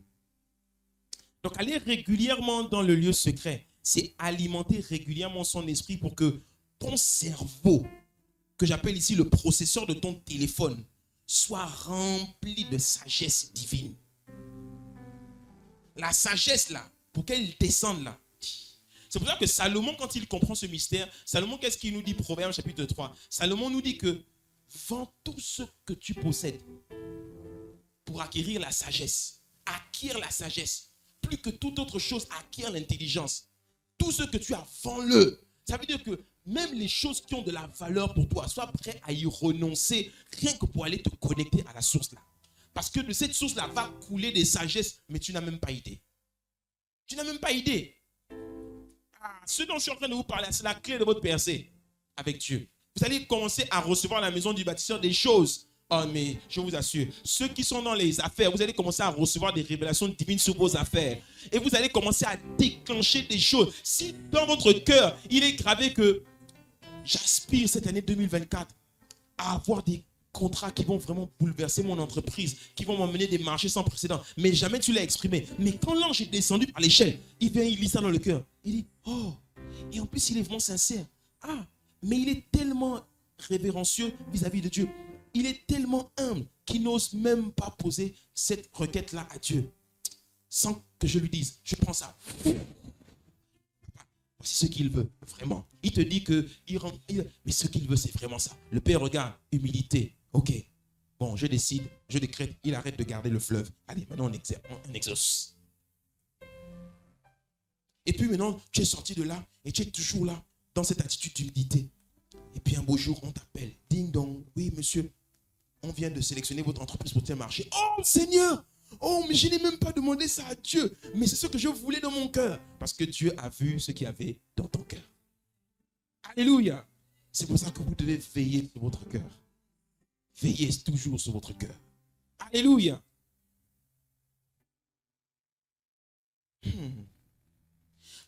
Rappelle-toi aussi que, et ça c'est Dieu aussi qui me l'a expliqué, ton esprit est composé d'une manière où, si quelque chose doit arriver, c'est en allant dans le lieu secret là, Dieu s'apprête à déclencher une bénédiction, une grâce, une situation particulière dans ta vie. C'est parce que tu rentres dans le lieu secret et que tu es connecté, tu vas voir que c'est dans le lieu secret là qu'il fait la mise à jour. Tu n'as pas remarqué que si par exemple ton téléphone est resté longtemps déconnecté du Wi-Fi, et au moment où tu le reconnectes au Wi-Fi, tu vois le téléphone commence à te dire une mise à jour est en train de se faire. Ou bien tout d'un coup tu vois les applications, elles commencent à se mettre à jour, etc. etc. parce que tu t'es connecté à une connexion sur Internet, etc. C'est pareil avec l'esprit. Si par exemple Dieu veut provoquer une situation particulière dans ta vie qui va te bouleverser, en allant dans le lieu secret, il va te programmer pour ça. Il va t'équiper pour ça. Par exemple, tu vas dans le lieu secret, tu es une femme, et là dans le lieu secret, Dieu te révèle que tu seras enceinte bientôt. Tu ressors de là, ton corps commence, sans que tu ne te rends compte, ton corps commence à se préparer à recevoir la grossesse. Le lait commence à se produire. Par exemple, si toi, ton épouse et toi, vous avez vécu seul, et puis votre premier enfant arrive, tu n'as pas remarqué que depuis que l'enfant a été annoncé, ton esprit tout entier, ton être tout entier commence maintenant à se disposer pour accueillir l'enfant. Pourquoi? Parce que tout simplement, l'être humain est fait comme ça. Chaque fois que tu vas dans le lieu secret, Dieu te met à jour, Dieu te prépare. C'est pour ça que s'il y a une bénédiction particulière que Dieu t'a annoncée dans le lieu secret, quand la bénédiction se manifeste, tout le monde autour de toi est surpris. Toi, tu n'es pas surpris. Toi, tu étais préparé pour ça. Alléluia. Moi, quand Dieu m'a révélé en avril 2022, j'avais pris un temps de retraite et j'étais allé, je m'étais retiré. Et c'est en avril 2022 que Dieu me dit, tu deviendras député. Donc, je me suis préparé entre avril et janvier 2023, je me suis préparé. Et c'est en janvier 2023 que j'annonce publiquement que, boum, non, je prends la décision d'abord que je vais maintenant m'engager. Et quand je m'engage entre janvier et le mois de mai, personne ne savait. Mais c'est en mai que je rends la décision publique. Mais quand l'annonce, avec tous les événements qui se sont passés, arrive et que tu es député, tout le monde là, oh. Mais moi, j'étais déjà préparé depuis avril 2022. Parce que j'avais reçu ça dans le lieu secret. Donc, quand tu arrives, même dans l'institution, etc., tu es préparé pour ça. C'est pour ça qu'il ne faut jamais engager une saison dans la vie alors que Dieu ne t'a pas préparé pour ça dans le lieu secret. Par exemple, beaucoup, vous voulez vous marier. Vous avez tellement envie de vous marier dans votre âme que vous allez prendre des engagements alors que ce n'est pas la saison pour vous dans la vie. Et ça vous crée des problèmes. Tu vas voir que quand une saison a été déclenchée depuis le lieu secret, tu vas voir que ça coule cependant dans ta vie. Il n'y a pas de problème, ça coule. Même quand le diable se lève, rien ne peut bloquer quelque chose que Dieu lui-même a initié. Jamais. Quand tu commences à voir des combats, des batailles, des blocages de toutes sortes, retourne dans le lieu secret et te demande, Dieu, il se passe quoi? Il y a un souci quelque part. Parce que si ça vient vraiment de toi, il ne peut pas avoir de tel blocage. Est-ce que je parle à quelqu'un? C'est pour ça que quand j'ai vu, par exemple, au niveau du ministère, quand j'ai vu certaines choses arriver, des problèmes qui arrivent dans l'église, boum, des choses qui arrivent, des problèmes avec des gens, etc. Je suis retourné dans le lieu secret. Et j'ai dit, Seigneur, c'est quoi? Le problème, c'est quoi? C'est moi le problème. C'est quoi le problème? Dieu me dit, 2, 1, le cœur des gens. 2, leur foi. C'est pour ça que j'ai dit aux gens ici, le problème, c'est pas que, le problème, c'est nos cœurs. Le cœur. Veillez sur les cœurs. Et le Saint-Esprit, quand les cœurs sont pollués, quand les cœurs ne vont pas bien et que la foi est affectée, le Saint-Esprit ne peut plus se mouvoir parmi son peuple. Est-ce que je parle à quelqu'un? Oh, si tu es avec moi, dis avance, docteur. Donc, prier dans le lieu secret doit devenir une belle habitude pour toi. Et je commence à atterrir ici. Je commence à me jouer des soins intéressants là, pour voir si un peu si tu es dans le lieu secret. Parce que même toi qui es à côté du pasteur ici, toi tu dois être tout le temps. Si moi je monte ici, que je suis dans le temps, tu dois être dans le lieu secret. Tu comprends, non? T'amuses pas avec ça. Hein? Ouais. Alléluia. Le Saint-Esprit m'expliquait quelque chose. Et je commence à atterrir ici. Le Saint-Esprit me dit, je dis au Saint-Esprit, mais c'est génial, c'est superbe de comprendre ça. Donc il y a un faisceau qui doit se créer. Oui, fils. Donc si je veux vivre l'exaucement en permanence, je dois tout le temps veiller à ce que ce faisceau soit ouvert. Oui, le jour où ce faisceau s'arrête de s'ouvrir, la grâce arrête de couler. Oui, Seigneur. Et là, il me dit, mais est-ce que tu sais que les satanistes aussi ont compris le principe? Ah bon? Oui, les fils du diable aussi ont compris le même principe. Donc eux aussi savent établir des faisceaux avec le monde des ténèbres. Pour que ceux qui sont dans le monde des ténèbres viennent sur terre. Je dis, hé, ça c'est qu'est-ce que tu me dis là, Seigneur? Il me dit, mais va lire Apocalypse chapitre 9. Je suis en train de méditer dans le lieu secret. J'ai ma Bible, puis je prends la Bible. Je commence, parce que tout de suite, j'ai la pensée que un puits fut ouvert et puis un monstre monta de l'abîme, etc. etc. Je dis, ça c'est quel passage de la Bible ça? Il me dit, va chercher ça dans la Bible. Donc comme moi je prie toujours avec un truc pour faire une recherche de versets, donc je tape, le puits fut ouvert, abîme, puis je tombe dans Apocalypse 9. J'ai dit, et là, je ne me rappelle pas de ce passage. Et l'Esprit me dit, lis ça. Et moi, lisons, pasteur. Apocalypse chapitre 9 au verset 1. Le 5e ange sonna de la trompette et je vis une étoile. Dis-moi une étoile. Je t'ai parlé de la guerre des étoiles, non? Il y a les étoiles de Dieu et puis il y a les étoiles du diable. Une étoile qui était tombée du ciel sur la terre. Qui est tombé du ciel sur la terre? Satan, non? La clé du puits de l'abîme lui fut donnée. Elle ouvrit le puits de l'abîme et une fumée pareille à celle d'une grande fournaise monta du puits. Le soleil et l'air, le prince de l'air, le soleil et l'air furent obscurcis par la fumée du puits. Des sauterelles sortirent de la fumée et couvrirent la terre, et un pouvoir semblable à celui des scorpions de la terre leur fut donné. Elles, les étoiles, reçurent l'ordre de ne pas faire de mal à l'herbe de la terre, ni à aucune verdure, ni à aucun arbre. L'herbe de la terre, la verdure, les arbres, ici c'est l'église, le corps de Christ. Mais seulement aux hommes qui n'avaient pas l'empreinte de Dieu sur le front. Il leur fut permis, non de les tuer, mais de les tourmenter pendant 5 mois. Le tourment qu'elles causaient était comme celui causé par le scorpion quand il pique un homme. Durant ces jours-là, les hommes rechercheront la mort et ne la trouveront pas. Ils désireront mourir, mais la mort fuira loin d'eux. Ces sauterelles ressemblaient à des chevaux préparés pour le combat. Dites-moi des chevaux préparés pour le combat. Les sauterelles en question qui ressemblaient à des chevaux préparés pour le combat, elles sont montées d'où? Elles sont montées de l'abîme. Donc on est en train de te montrer ici l'image d'une guerre. Dites-moi la guerre. Elles avaient sur leur tête comme une couronne d'or et leur visage était pareil à celui d'un homme. La couronne d'or veut dire celui qui a la royauté ou encore celui qui a la décision. Il est en train de te parler ici de ceux qui décident, les hommes politiques, les chefs d'État, etc. Et leur visage était pareil à celui d'un homme. Elles avaient des chevaux semblables à des cheveux plutôt, semblables à des cheveux de femmes et leurs dents étaient comme celles des lions. Leur poitrine était comme une cuirasse de fer et le bruit de leurs ailes ressemblait à celui de chars tirés par plusieurs chevaux qui courent au combat. Elles avaient des queues armées de dards comme les scorpions et c'est dans leur queue que se trouvait leur pouvoir de faire du mal aux hommes durant 5 mois. À leur tête, elles avaient comme roi l'ange de la Bible, c'est-à-dire le diable. Elles appelaient en hébreu Abaddon et en grec Apollyon. Le premier malheur est passé. Voici que 2 malheurs viennent encore après cela. Et quand je lisais cela, Dieu me dit, vous êtes là, on dirait que tout va bien dans le monde et tout d'un coup, boum, vous entendez guerre en Ukraine. D'où vient la guerre en Ukraine? Bombardement. Et on te dit que la guerre en Ukraine, en ce moment où je te parle, plus de 100 000 morts. La guerre en Ukraine, vous avez l'impression que depuis 3 ans, la guerre en Ukraine, elle est toujours là, non? Et puis tout d'un coup, vous avez l'impression que les médias même n'en parlent même plus.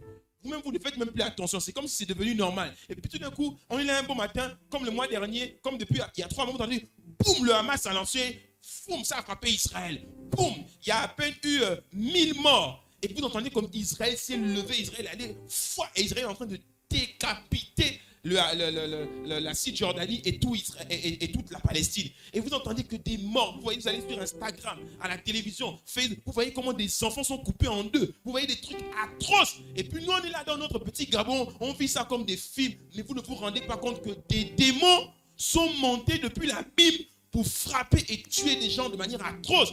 D'où est-ce que ça vient? Ça vient des fils du diable sur terre qui vont créer des faisceaux pour que des monstres du monde des ténèbres arrivent sur terre. Et qui prend ces décisions en question? Ce sont les chefs d'État. Il y a beaucoup de chefs d'État, de décideurs, des gens qui servent le royaume des ténèbres. Et quand le royaume des ténèbres leur dit, il y a des sacrifices qui doivent être faits. Vous êtes là, boum, boum, boum, 2020, on vient vous annoncer un Covid. Vous ne savez pas d'où vient le Covid. Vous voyez les morts, les gens, vous ne comprenez rien. Tout ça, ce sont les fils du diable qui font ça. Parce qu'eux ont compris ces principes. Est-ce que je parle à quelqu'un ici? Voilà pourquoi, pour régler tout ça, il vous faut une puissance qui vient du ciel. Ce sont des gens qui ont créé des faisceaux avec le royaume des ténèbres qui ont emmené des maladies sur terre. Il y a quelques années, dans les années 80, on voit apparaître un truc qui s'appelle maintenant VIH. Où est-ce que ça vient? Avant, les hommes couchaient bien sans capote, non? Les femmes pouvaient tomber enceintes, mais jamais pendant des siècles et des siècles on a entendu parler d'un sida. Si le sida exerce aujourd'hui, pourquoi le sida n'a pas exercé dans les années 1800? Posez-vous la question. Pourquoi le sida n'a pas exercé au temps de Jésus? On ne connaissait pas ces maladies-là. C'est dans les années 80 que le sida apparaît. Ça vient d'où? Et cette maladie tue des millions et des millions de gens. Le sida en question, c'est un démon. Dans les années passées, on n'a jamais entendu parler de cancer. Le cancer vient d'où? S'il y avait une maladie qui est mystérieuse en ce moment, c'est le cancer. Pourquoi? Parce que le cancer, c'est un démon qui amène le démon depuis le royaume des ténèbres. Ce sont les gens qui créent des faisceaux. Et ces monstres-là montent depuis l'abîme et arrivent sur terre. Et quand ils arrivent sur terre, ils tuent les hommes. C'est pour ça qu'il dit, les hommes étaient tourmentés comme la morsure d'un scorpion. Voilà pourquoi aujourd'hui, il n'y a pas de remède contre le cancer. Avant, on disait que le cancer, c'était essentiellement les gens qui fumaient des cigarettes qui pouvaient attraper le cancer. Mais aujourd'hui, tu as même une bonne hygiène, tu fais du sport, etc. Boum, on te dit tu as le cancer. Tu dis, mais ça sort d'où? Parce que ces démons maintenant se baladent sur la terre. C'est pour ça que la Bible te dit que tous ces démons qui sont sur terre là, qui sont ceux qui sont censés leur régler leur compte? L'Église, les fils de Dieu. Voilà pourquoi il est écrit dans 1 Jean, chapitre 3 au verset 8, celui qui pratique le péché est du diable, car le diable pêche dès le commencement. Or, c'est pour détruire les œuvres du diable que le Fils de Dieu est apparu. C'est pour ça que Jésus, qui était sans cesse dans les lieux secrets, qui opérait avec le ciel ouvert au-dessus, quand il arrive, quand on voit le ministère de Jésus, qu'est-ce qui le caractérisait? Il guérissait les malades, il chassait les démons, etc., etc. Et après, il a dit quoi? Il a dit, vous êtes plus avantageux que moi, je m'en aille, et que le Saint-Esprit vienne, le consolateur. Et quand il est venu, vous tous qui êtes remplis du Saint-Esprit, là, vous êtes censés détruire toutes les œuvres du diable. Voilà pourquoi quand la guerre explose en Israël, je lisais il n'y a pas longtemps sur Internet que là-bas, en Palestine, il y a des Palestiniens qui sont des chrétiens. Et les chrétiens en Palestine sont mobilisés en prière pour que la guerre là s'arrête. Parce qu'ils ont compris que ce n'est pas les sommets, les négociations entre les chefs d'État, les trucs qu'on voit sur France 24 là, qui vont régler ça. Que tu as Netanyahou en ce moment qui est possédé d'un démon et qui dit on va finir avec tous ces Arabes là. C'est un démon qui est en train de parler. Et les chrétiens là-bas en Palestine sont mobilisés, d'autres en Irak, d'autres en Iran sont en train de, parce que ça affecte toute la région. Et les gens sont en train de dire, pour pouvoir faire reculer le démon là, qui est en train de frapper la Palestine là, il faut que l'église prie. Voilà pourquoi l'église que nous sommes là, on doit être vigilant.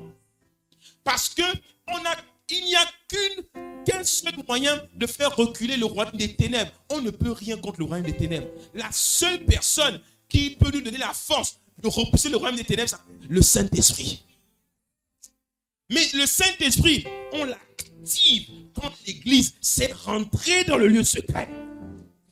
La Bible dit, livre des Actes, chapitre 12, on avait déjà tué Jacques. Ensuite, on a arrêté Pierre. Il devait être exécuté le lendemain. La Bible dit que les chrétiens se sont réunis dans la maison de Marie. Ils se sont mis à prier. Et la Bible dit quoi? Que pendant qu'ils priaient, eux-mêmes ne savaient même pas qu'ils avaient déjà connecté avec le ciel. L'ange est descendu dans la prison de Pierre, a illumé la prison et l'a délivré. Vous connaissez l'histoire. Tout ça, c'est l'art de prier dans le lieu secret. Est-ce que je parle à quelqu'un ici? Oh, acclame le Seigneur un peu. La kata la brastike. Donc, bien aimé, la solution à vos problèmes, la solution à vos attentes, ceux qui soupirent dans vos cœurs, que ce soit pour vos vies personnelles, vos familles, un proche que vous aimez, des problèmes d'emploi, des problèmes d'argent, tout ce que Jésus-Christ appelle dans Matthieu 6, toutes ces choses. La réponse, ce n'est pas le pasteur.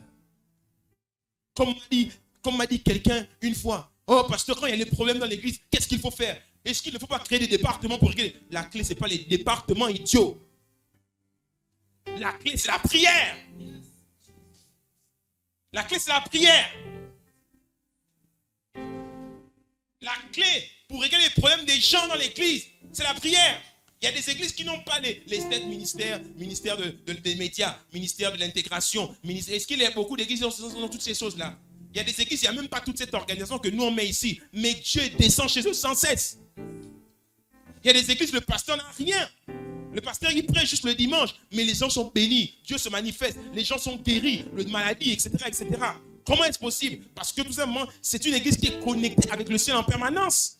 Allez chez Oyedepo à Shiloh. Est-ce que les gens viennent pour adhérer à des départements après le culte, faire les cours bibliques, etc. Et les gens disent, mais tu n'en es même pas là-dedans. Tu vois, les gens sont dans l'esprit seulement. Alléluia. Donc la clé au problème des gens, c'est pas le pasteur, c'est pas les départements de l'église, même si toutes ces choses sont utiles à l'église. Mais la clé, c'est que les chrétiens apprennent à connecter avec le ciel. Si tu cherches un emploi aujourd'hui et que depuis tu ne trouves pas d'emploi, c'est seulement quand tu vas prendre la résolution d'aller dans le lieu secret cette année que ton emploi va se débloquer. Il n'y a rien qui est impossible à Dieu, a dit Jésus. Rien. Donc si ta situation bloque jusqu'à aujourd'hui là, mon ami, moi le pasteur, je ne peux pas régler ton problème. Il n'y a que toi-même, prière de l'épouse, qui doit rentrer dans la chambre. Entre dans la chambre. Arrête de rester dans le salon et dans la cour à regarder les gens, à te distraire. Oh, c'est la faute de ci. Oh, c'est quoi le problème? Peut-être que je dois aller voir un ganga. Oh, peut-être que je dois aller dans cette église. Oh, finalement, il n'y a rien dans cette église. Oh, c'est quoi le problème? Tu es en train de raisonner avec tes raisonnements humains, etc. Alors qu'en fait, la solution, c'est qu'un jour, tu acceptes de te sacrifier, de faire du mal à ta chair, d'arrêter de manger et que tu rentres là-bas et tu dis, Seigneur, aide-moi. Est-ce que je parle à quelqu'un? Arrêtez de chercher la réponse à vos problèmes chez les gens. Allez vous connecter à la source. Et comprenez la révélation du lieu secret. Et je termine par ça. Comment est-ce qu'on fait pour entrer dans le lieu secret? Je vais développer ça la semaine prochaine. Mais Jésus-Christ nous dit quelque chose. Il dit, quand tu pries, entre dans ta chambre, ferme ta porte et prie ton Père. Voici comment vous devez prier. Notre Père qui est aux cieux. Que ton nom soit sanctifié. Le premier secret pour interpeller celui qui est dans la chambre. D'abord, c'est pas de faire tes prières personnelles. C'est pas de mettre tes demandes. Non, c'est d'élever le Seigneur et de prier que sa volonté se fasse. Comment est-ce qu'on prie le Seigneur? Comment est-ce qu'on prie pour que la volonté de Dieu se fasse? Ça veut dire que tu élèves le Seigneur. Tu commences à mettre ton temps de prière dans l'adoration, dans la magnificence. Si tu connais la porte, les paroles que tu vas dire tout en étant à la porte là, à un moment donné, elles doivent interpeller celui qui est à l'intérieur. Et comment est-ce qu'on interpelle Dieu qui est à l'intérieur de la chambre? Seigneur, tu es magnifique. Oh, tu es grand, tu es redoutable. Oh Seigneur, tu t'oublies complètement. Seigneur, c'est toi. Seigneur, c'est toi. Seigneur, c'est toi. Tu es là, tu commences à l'adorer. Oh Seigneur, je t'aime Seigneur, je t'aime Seigneur. Tu commences à l'adorer. Les gens qui opèrent dans le lieu secret savent comment rentrer. C'est pour ça que vous voyez le pasteur adore. Par exemple, il y a quelqu'un ici, je sais que ça t'est arrivé à plusieurs reprises, tu es assis dans la salle et tu te dis pourquoi le pasteur ne commence pas à prêcher maintenant? Pourquoi le pasteur attend parfois de prêcher? Pourquoi on dirait que parfois il commence même à prêcher en retard? Le pasteur ne prêche pas s'il n'est pas dans le lieu secret. Je peux venir ici, balancer une parole, mais si je ne le fais pas depuis le lieu secret, tu ne reçois rien. Tu n'es même pas béni, tu n'es pas touché, ça ne te fait rien et le ciel n'est pas touché non plus. C'est pour ça que je peux rester 5 minutes et au bout de 5 minutes, boum, la connexion s'établit et je commence à prêcher. D'autres fois, je vais rester 30 minutes à prier et à chanter parce que tant que l'esprit ne me convainc pas que la connexion est établie, je ne rentre pas. Parce que tu pourras donner une parole, si elle n'est pas inspirée, elle ne sert à rien. Est-ce que je parle à quelqu'un? Pour rentrer dans le lieu secret, il faut adorer. Mais pour pouvoir faire ça, si tu sais que la première étape du cheminement, c'est la chair, tu sais que la chair va te perturber. La chair, quand tu es encore dans la chair te distrait. La chair t'envoie des messages. La Bible dit dans Galates 5 que la chair est opposée à l'esprit. La chair n'a pas envie de prier. Elle te dit non. C'est pour ça que pour rendre plus facilement l'accès au lieu secret, il faut s'isoler. C'est pour ça que la Bible nous dit dans Marc chapitre 1er verset 35 que vers le matin, alors qu'il faisait encore sombre, nuit noire, il se leva et sortit pour aller dans un endroit désert où il pria. Pour faciliter l'accès dans le lieu secret, il faut s'isoler. Quand vous êtes à la maison et que vous voulez rentrer spirituellement dans le lieu secret et que vous vous êtes réveillé à 7 heures, à peine tu commences à prier, les enfants commencent à faire le bruit. Tu ne peux pas rentrer dans le lieu secret alors que tu es distrait avec le bruit des enfants. Le téléphone sonne là-bas. Les enfants, moi, dès que je suis au salon, ma femme s'est levée, Grâce s'est levée, j'arrête mon affaire. Je me lève, je commence à me mettre sur l'ordinateur. Je sais que là, je ne rentrerai pas parce que je ne peux pas prier de la dimension du lieu secret avec le bruit des enfants à côté. Ce n'est pas possible. Je peux faire les îles, je te rends grâce pour la journée et puis on avance. Parce que je sais que je ne rentrerai pas. Mon esprit ne sera jamais connecté. Est-ce que tu comprends de quoi je parle? la distraction de la chair. La chair, tu es là, tu commences à prier, et puis tout d'un coup, le mal de ventre du matin te dit d'aller aux toilettes. Tu cours aux toilettes, et quand tu vas aux toilettes, là, ça te sort de là-bas. Tu restes aux toilettes, et puis quand tu repars, tu sens que c'est compliqué de revenir là où tu étais. La chair te dit que tu as faim.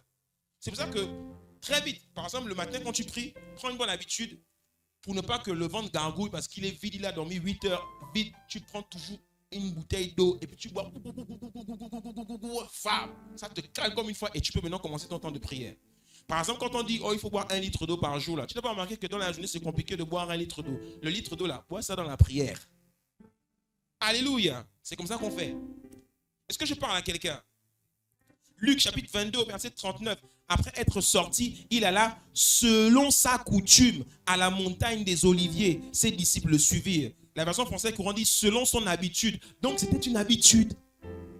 Jésus priait soit dans les lieux déserts, soit au mont des Oliviers. Pourquoi Jésus allait toujours au mont des Oliviers ou dans les lieux déserts ou à la montagne? Parce qu'il avait besoin de faciliter son entrée dans le lieu secret. Jésus était une star. Donc les gens le cherchaient partout. Donc il ne pouvait pas être connecté au Père s'il y avait tout le temps des gens qui le dérangeaient autour de lui. Donc il avait besoin d'aller là-bas tout le temps. La Bible dit dans le livre de Luc chapitre 5 qu'il était chez Pierre. Il pria pour la mère de Pierre. Et la Bible dit que toute la ville entendit qu'il était là-bas et la ville venait là-bas. La Bible dit que Jésus guérissait les malades toute la nuit. Et ensuite, dès le matin, Jésus sortit de la maison et s'en alla dans un lieu désert pour prier. Pourquoi? Parce que dans la maison, là, certainement, les gens avaient même dormi sur place. Et lui, il avait besoin de se retrouver seul pour prier. Donc, il allait quelque part pour se retrouver seul. Livre de Jean, chapitre 6, quand il fit le miracle des pains, la Bible dit qu'il a traversé et il est parti. Ils l'ont cherché toute la nuit. Et quand ils l'ont trouvé le matin, ils ont dit, Seigneur, on t'a cherché toute la nuit. Où étais-tu? Il a dit, vous me cherchez parce que vous avez mangé, vous avez été rassasiés. Donc, je dois fuir loin de vous. Il faut apprendre à vous éloigner des gens bien-aimés. Est-ce que je parle à quelqu'un? Yeah. Luc 21, verset 37. Pendant le jour, Jésus enseignait dans le temple et il allait passer la nuit à la montagne appelée montagne des Oliviers. Ce qui fait qu'on n'opère pas dans le lieu secret, c'est l'absence de ces habitudes-là que Jésus avait. On n'a pas les habitudes qui nous permettent d'être des hommes et des femmes spirituels. On est trop perturbé par toutes sortes de choses. Alléluia. Est-ce que je parle à quelqu'un ici? Est-ce que je parle à quelqu'un? Donc, la chambre, tu l'as compris, c'est le lieu secret. Et la dimension de la chair et la dimension de l'âme peut t'amener toutes sortes de distractions qui vont t'empêcher de rentrer là-bas. La chair te donne toutes sortes de distractions que je viens de citer. L'âme a des distractions. Les distractions de l'âme, c'est quand par exemple, tu es en train de prier et puis l'âme te rappelle que quelqu'un t'a fait du mal. L'âme te rappelle que tu as oublié ceci. Et puis ça désoriente complètement ta prière, etc., etc. C'est pour ça que c'est plus facile de prier quand tu as mis de la musique dans le fond que de prier quand c'est silence total dans la pièce. Parce que dans la pièce, quand c'est silence total, tes pensées commencent à voyager. Mais quand tu as la musique comment dire, elle apaise l'âme parce que l'âme aime la musique. Et l'âme et la musique empêchent l'âme de partir. Est-ce que tu me suis? Trouvez sur YouTube des adorateurs, des gens qui ont un ministère prophétique, qui aiment mettre des musiques d'adoration et apprenez à être dans cette présence-là. Quand je me lave, demandez à ma femme, quand je me lave, parfois je mets ces musiques, je me lave avec. Quand je suis en train de m'habiller, elle rentre dans la chambre et voit que la musique est dans le fond. Mes enfants aujourd'hui, ils ne peuvent plus du tout s'en passer, ils dorment avec. Si tu les envoies au lit, comme ça là, ils vont faire le boucan, ils ne veulent pas. Dès que tu mets la musique là, mon iPad maintenant est devenu, je branche ça, je mets la musique là. Si ce n'est pas grâce, c'est David, tu as oublié la musique, mets la musique. Donc ils mettent la musique et ils dorment et ça jusqu'à 7 h du matin quand ils se réveillent. Ça tourne toute la nuit. Et je vous assure que quand ils dorment et ça, ils ne viennent plus de me déranger dans ma chambre. Et ils dorment, ça les fait dormir correctement. Et ils dorment en paix. Alléluia. Mais la musique là, si un démon s'aventure là-bas, il dit, là-bas c'est compliqué, je ne rentre pas là-bas. Mais s'il n'y a rien, parfois, j'ai fait un cauchemar, papa, tout ça. Est-ce que je parle à quelqu'un? Yeah. Donc le lieu secret, tu l'as compris, les chants, vous pouvez monter s'il vous plaît.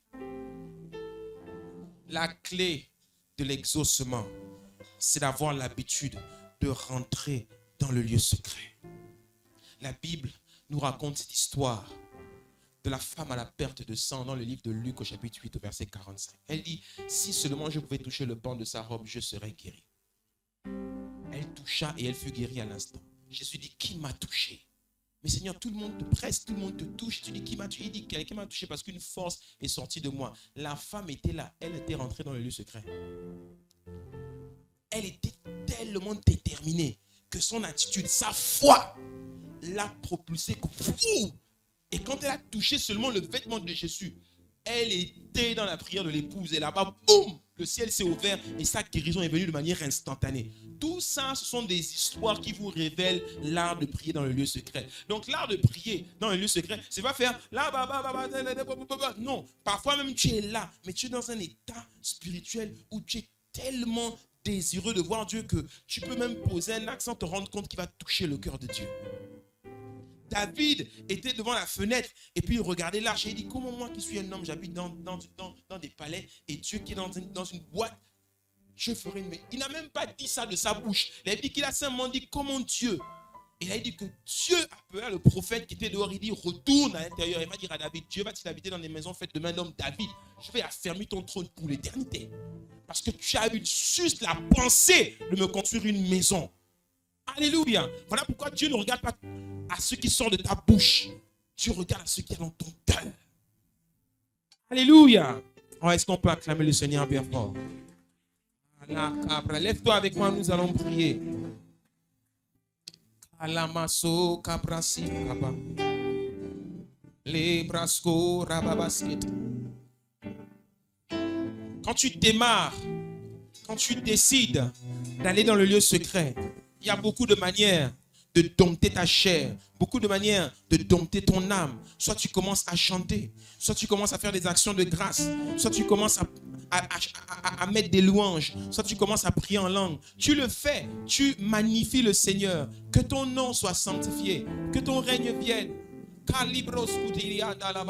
Oh Seigneur, tu es bon. Seigneur, oh Dieu, accorde-moi la grâce d'être dans toute ta volonté. Ne parle pas de toi, ne parle pas de tes besoins, ne parle pas de ta maison. Tu fais ça, que ça prenne 10 minutes, que ça prenne 30 minutes, que ça prenne 1 heure. Tu fais ça jusqu'à ce que, boum, le ciel s'ouvre. Et quand la communication est établie, c'est là maintenant que le Saint-Esprit prend le contrôle et que tu commences maintenant à te laisser guider dans les sujets de prière du Saint-Esprit.